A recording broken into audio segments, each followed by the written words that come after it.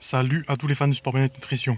Alors aujourd'hui, je voudrais aborder une discussion très importante sur la nutrition. Euh, Parce qu'aujourd'hui, j'ai croisé quelqu'un qui m'a dit ouais, je veux faire attention à ma diététique et en fait, enfin, attention à ce que je mange. Voilà, c'est ça qu'il m'a dit. Et en fait, et, il- et je voulais vous parler d'une technique de base et il m'a dit ça tout de suite. En fait, euh, il m'a dit je voudrais déjà changer mon mon repas du soir. Voilà. Et on va voir ça ensemble tout de suite.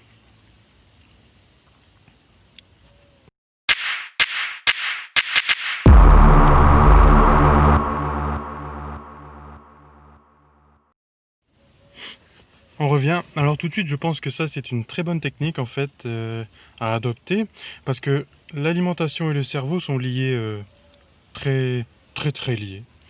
Et en fait, euh, on peut pas changer de nutrition complètement du jour au lendemain. C'est le cerveau, vous n'allez pas durer longtemps, le cerveau ne va pas l'accepter aussi facilement. Alors pour beaucoup de raisons, hein, énormément de raisons. Parce que, premièrement, la flore intestinale, avec tous ces bactéries, ils vont pas être d'accord. Hein, parce que si vous avez alimenté, par exemple, bon, mauvaise nutrition, voilà, en nutrition transformée, avec beaucoup de viande, et beaucoup de nutrition transformée comme les pâtes, les frites, voilà, et très cuit surtout, et ben, je veux dire que la flore intestinale ne va pas ne va pas être d'accord. Parce que la flore intestinale communique énormément avec le cerveau, ça on le sait maintenant, hein. Grâce au nerf vague, qui a de l'information qui circule entre les deux. Voilà, tac tac tac tac. Donc vous pouvez changer un repas dans la journée pour commencer, mais changer toute votre nutrition d'un coup, ça ne sera pas possible. D'ailleurs j'en ai fait l'expérience. Euh, Tout de suite, j'ai senti, voilà, entre nous, bon, entre nous, je vous le dis, j'ai été directement aux toilettes, soit le lendemain matin ou même, et voilà, c'est l'estomac n'est pas d'accord directement. Mais, euh, mais il faut bien passer par là à un moment donné. Et après, on est vraiment mieux, on est mieux connecté avec la bonne nutrition, un non transformé, naturel, sans trop la cuire, sans qu'elle soit trop retouchée par l'homme, etc. Donc ça s'apprend au fur et à mesure, et c'est ça vraiment la bonne nutrition. Enfin, je pense. C'est, ça paraît logique maintenant avec tout ce qu'on sait. Voilà, voilà. Et du coup, on revient à nos escargots. Euh, donc il va changer d'abord, la personne que j'ai communiqué avec aujourd'hui, hein, il va changer d'abord son repas du soir, et c'est très bien parce que le soir, surtout pour quelqu'un qui ne fait pas trop de sport, bah même pour quelqu'un qui fait du sport d'ailleurs, le soir, ça ne sert à rien de manger trop de glucides, enfin de sucre, et comme des frites ou des pâtes, etc., hein. Parce que bah, le soir, ça ne sert moins que le restant de la journée. Et oui, ça c'est sûr. Ouais, enfin, le corps, il en a pas besoin. Par contre, comme je vous invite à vous rapprocher plus comme de la protéine, parce que quand on dort, on va en avoir besoin pour reconstruire le corps. Et puis les lipides, un petit peu aussi. Parce que les lipides sont généralement producteurs d'hormones, normalement. Bon, d'après ce que je me souviens. On est d'accord. De toute façon, les lipides, c'est très bon pour la santé. Les bons lipides, hein, comme les oméga 3. On a besoin des oméga 6 aussi, hein. De toute façon, on a un ratio à respecter.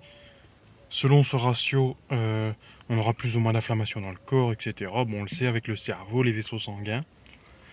Donc voilà, la technique de base, c'est de vraiment changer son alimentation petit à petit. Alors je lui ai dit de changer Enfin, c'est lui qui m'a dit: «Je vais changer, mon repas du soir» et moi je lui ai dit: «D'accord, très bien, magnifique». Alors je lui ai dit de manger plus de légumes, crus et cetera. Bon, c'est un peu compliqué au début, ça paraît très compliqué à moins vraiment d'avoir une révélation, mais je lui ai dit: «Est-ce que tu as une machine à vapeur?» Il m'a dit: «Non» et en fait, bon, bah, une machine à vapeur va potentiellement être moins agressif au niveau de l'aliment que, une, avec une cuisson à l'eau ou une cuisson directement sur la poêle, ou même au four, hein, on est d'accord. Après le four, on peut plus facilement le régler par exemple à une hauteur de 40 degrés pour cuire en cuisant les aliments plus longtemps. Ma machine à vapeur, elle n'est pas toujours réglable, bien qu'il y en a qui sont réglables au niveau de la température. Parce qu'on sait que il y a certaines phrases, des textes de nutrition qui sont orientés pour dire très anciens, hein, très très anciens, même très très anciens, pour dire que ne cuis pas tes aliments plus que la chaleur humaine ne peut accepter. Donc je pense qu'au max on est au niveau de 40, 45, 50 degrés quoi. Et oui, ça change quand même de nos habitudes alimentaires. On est tous d'accord, je pense là-dessus. Euh, Et moi-même, je mange beaucoup plus maintenant d'aliments crus et c'est vrai on sent tout de suite, déjà ça a une saveur différente, ça n'a rien à voir, hein. Et on va dire par exemple une noix du Brésil, comme je ne le recommande très souvent. Moi, je prends une noix du Brésil au matin, une noix du Brésil au soir, et c'est pas transformé.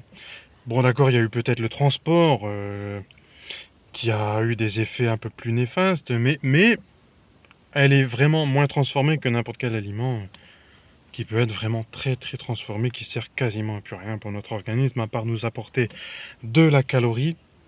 C'est déjà pas mal, hein, je veux dire. Mais à notre époque, maintenant, on peut s'orienter, on a la connaissance et on peut s'orienter vers une alimentation non transformée au maximum. Alors je dis pas qu'il y a à 100%, hein, attention, hein, mais augmenter son ratio d'aliments non transformés. Parce que quand on ne sait pas cette information, quand on ne connaît pas cette information, moi avant par exemple je ne connaissais pas cette information, hein, comme beaucoup de gens, et ben toute ma nourriture concrètement était retouchée pour ainsi dire, hein. Sauf, on va dire les amandes, et encore j'en mangeais même pas à une époque. Vraiment très compliqué. Voilà, alors mangez un maximum de non transformés, que la nature vous apporte d'elle-même. Voilà. Et je reviens à la technique de base, essayez de changer vos repas un par un. Alors commencez par celui que vous voulez d'abord, hein. Généralement c'est celui du midi que ça sert le moins de le transformer. Le soir, essayez d'éviter les gros glucides, hein, voilà, évitez les gros. Bah, le soir, oui, le matin, oui. Bon, le matin, les gros glucides, bof bof, hein, les gros. De toute façon, généralement, on en mange. Ouais. Et le matin, et de toute façon, les protéines sont à envisager, car bon, j'ai plus tous les textes, mais en tout cas, comme dirait un certain expert de la nutrition, mange comme un roi le matin, comme un prince au midi, et comme un pauvre le soir. Voilà. Et la protéine au matin, c'est une bonne idée pour, bon, en tout cas, abaisser le stress et ne pas favoriser trop dès le matin la noradrénaline qui est présente parmi nous tout le temps à cause du stress et de la malnutrition et des glucides en excès. Voilà. Euh, et puis un maximum activer le système parasympathique, le système nerveux qui va nous calmer. Et du coup, bon, la protéine peut être une solution, bien que la protéine n'a pas que des qualités. Mais le matin, on s'orientera là-dessus. Et au midi, n'hésitez pas à manger ce qui vous plaît. Bon, certes, avec des aliments bien choisis. Moi, j'aime bien je sais pas, les lentilles ou les oléagineuses. Enfin, bref. Voilà. Donc voilà. Bon ben, déployez votre talent. Salut, bienvenue sur la chaîne SBN.